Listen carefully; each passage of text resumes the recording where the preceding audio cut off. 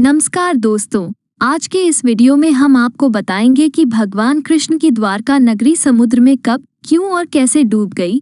मित्रों, द्वारका एक ऐसी प्राचीन नगरी है जिसमें कई द्वार थे और द्वार होने की वजह से ही इसका नाम द्वारका पड़ा। दोस्तों, अब ये प्रश्न उठता है कि जब भगवान श्री कृष्ण की मृत्यु हुई थी तो उसके बाद आखिर ऐसा क्या हुआ जिससे कि द्वारका नगरी समुद्र में डूब गई। द्वारका नगरी को भगवान श्री कृष्ण की कर्मभूमि भी कहा जाता है। पुराणों के अनुसार श्री कृष्ण ने जब कंस का वध किया तब जरासंध ने कृष्ण और यदुवंशियों का नामो निशान मिटाने के बारे में सोचा और जैसे ही मौका मिलता वैसे ही जरासंध मथुरा और यादवों पर आक्रमण कर देता। फिर श्री कृष्ण ने नगरवासियों की सुरक्षा के लिए मथुरा छोड़ने का फैसला किया। मथुरा छोड़ने के बाद भगवान श्री कृष्ण ने द्वारका नगर की स्थापना की, जो कि काफी विशाल और काफी सुसज्जित था। कहते हैं कि भगवान श्री कृष्ण अपने कुल बंधुओं के साथ द्वारका में बहुत ही आराम से रहने लगे। फिर 36 साल तक राज करने के बाद श्री कृष्ण की मृत्यु के बाद द्वारका नगरी समुद्र में समा गई। द्वारका नगरी समुद्र में डूबी, इससे जुड़ी हुई 2 कथाएं हैं। पहली कथा है महाभारत के समय में माता गांधारी के द्वारा भगवान श्री कृष्ण को दिया गया श्राप। दूसरी कथा है ऋषियों द्वारा श्री कृष्ण के पुत्र सांब को दिया गया श्राप। अब हम इन दोनों कथाओं के बारे में पूरे विस्तार से जानेंगे। पहली कथा के अनुसार महाभारत के युद्ध में कौरवों पर विजय प्राप्त करने के पश्चात जब युधिष्ठिर का हस्तिनापुर के राज महल में राजतिलक हो रहा था, तब गांधारी ने भगवान कृष्ण को श्राप दिया था, क्योंकि गांधारी अपने सभी पुत्रों की मृत्यु का कारण कृष्ण को मानती थी। उन्होंने अपने श्राप में यदुवंशियों के विनाश की बात कही थी। दूसरी कथा के अनुसार महाभारत युद्ध के 36 वर्षों के पश्चात द्वारका में काफी तरह के अपशगुन होने लगे। तब एक दिन विश्वामित्र, देव ऋषि नारद आदि गणों के साथ द्वारका नगरी आए। वहां पर यादवों के नव युवकों ने उनका मजाक उड़ाया और उस मजाक में श्री कृष्ण के पुत्र सांब को स्त्री के रूप में ऋषि मुनियों के पास ले गए। उन्होंने उन ऋषि मुनियों से बोला कि यह स्त्री गर्भवती है, आप बताइए कि इसके गर्भ से क्या उत्पन्न होगा।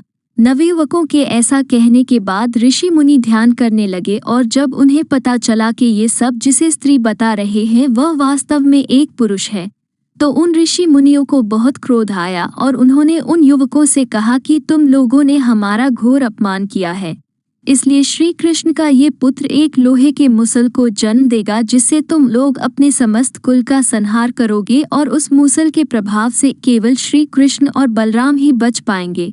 ऋषि मुनियों के श्राप का असर यह हुआ कि सांब ने दूसरे ही दिन एक लोहे के मूसल को जन्म दिया और यह बात जब राजा उग्रसेन को पता चली तो उन्होंने यह मूसल चुराकर समुद्र में फेंकवा दिया। उसके बाद राजा उग्रसेन और श्री कृष्ण ने अपने राज्य में घोषणा करवा दी कि कोई भी अपने घर में मदिरा तैयार नहीं करेगा और अगर ऐसा करते हुए कोई भी व्यक्ति पकड़ा जाएगा तो उसे दंड दिया जाएगा। ये घोषणा सुनकर द्वारका वासियों ने मदिरा नहीं बनाने का निश्चय किया, किंतु फिर भी इस सब के बाद द्वारका में बहुत सारे अपशगुन होने लगे। प्रतिदिन आंधी तूफान आने लगे। उस समय यदुवंशियों के पाप बढ़ने लगे। ये सब देखकर भगवान श्री कृष्ण समझ गए कि माता गांधारी का श्राप सत्य होने वाला है। फिर श्री कृष्ण ने यदुवंशियों को तीर्थ यात्रा पर जाने को कहा। श्री कृष्ण की आज्ञा मानकर सभी राजवंशी समुद्र तट पर आकर प्रभास तीर्थ में निवास करने लगे। प्रभास तीर्थ में रहते हुए एक दिन सात्यकी ने कृतवर्मा का मजाक उड़ाया और अनादर कर दिया और कृतवर्मा ने भी कुछ ऐसे शब्द कहे जिससे कि सात्यकी को क्रोध आ गया और क्रोध के आवेश में उसने कृतवर्मा का वध कर दिया। ये सब देख के अंधकवंशियों ने सात्यकी को घेरकर उस पर हमला कर दिया। ये सब देखकर श्री कृष्ण के पुत्र प्रद्युम्न उसे बचाने पहुंचे। फिर सात्यकी और प्रद्युम्न अंधकवंशियों से लड़ते हुए मारे गए। ये सब देखकर भगवान कृष्ण को बहुत गुस्सा आया और फिर उन्होंने एक मुट्ठी एर का घास उखाड़ ली। हाथ में आते ही वह घास वज्र के समान लोहे के मूसल बन गई। फिर जो कोई भी वह घास उखाड़ता वह मूसल में बदल जाती और उन मूसलों के प्रहार से प्राण निकल जाते थे।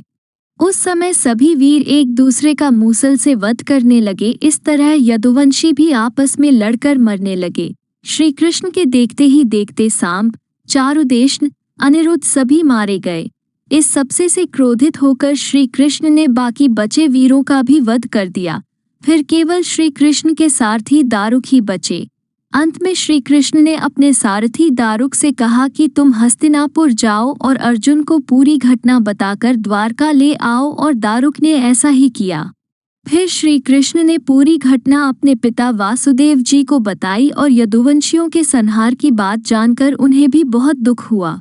श्री कृष्ण ने वासुदेव जी से कहा कि मैं दाऊ भैया से मिलने जा रहा हूँ और तब तक आप अर्जुन के आने तक स्त्रियों की रक्षा करें। ये कहकर श्री कृष्ण बलराम से मिलने चल पड़े। बलराम जी समाधि में लीन थे और देखते ही देखते बलराम शेषनाग रूप में बदल गए और भगवान श्री कृष्ण से आज्ञा लेकर बैकुंठ धाम वापस लौट गए। बलराम के देह त्यागने के बाद में श्री कृष्ण घूमते घूमते एक स्थान पर बैठ गए और गांधारी द्वारा दिए गए श्राप के बारे में विचार करने लगे। फिर श्री कृष्ण ने अपनी इंद्रियों का संयमित किया और महायोगी अवस्था में पृथ्वी पर लेट गए। जब भगवान श्री कृष्ण समाधि में लीन थे, उसी समय जरा नामक एक शिकारी ने हिरण समझकर श्री कृष्ण पर बाण चला दिया। बाण चलाने के बाद जब वह अपना शिकार पकड़ने के लिए आगे बढ़ा तो योग में स्थित भगवान श्री कृष्ण को देखकर उसे अपनी भूल पर पश्चाताप हुआ। तब कृष्ण ने उसे आश्वासन दिया और परमधाम चले गए। इधर दारुक ने हस्तिनापुर पहुंचकर यदुवंशियों के संहार की पूरी घटना पांडवों को बता दी। यह सुनकर पांडव बहुत दुखी हुए और फिर अर्जुन द्वारका के लिए चल दिए। जब अर्जुन द्वारका पहुंचे तो वहां का हाल देखकर काफी दुखी हुए। द्वारका में श्री कृष्ण की रानियों को रोता हुआ देखकर अर्जुन भी रोने लगे और भगवान कृष्ण को याद करने लगे। फिर वे वासुदेव जी से मिले और वासुदेव जी ने उन्हें कृष्ण भगवान का संदेश सुनाया और बताया कि जल्द ही द्वारका समुद्र में डूब जाएगी। अर्जुन ने मंत्रियों से कहा कि वे सभी नगरवासियों को इंद्रप्रस्थ ले जाएंगे क्योंकि समुद्र बहुत जल्द द्वारका को डुबा देगा। फिर वासुदेव जी ने भी प्राण त्याग दिए और अर्जुन ने उनका अंतिम संस्कार किया। अर्जुन ने प्रभास तीर्थ में मारे गए सभी वीरों का अंतिम संस्कार किया। फिर अर्जुन सभी नगरवासियों को लेकर इंद्रप्रस्थ चल दिए और उसके बाद द्वारका नगरी समुद्र में डूब गई। मित्रों, इस तरह द्वारका नगरी समुद्र में डूबी।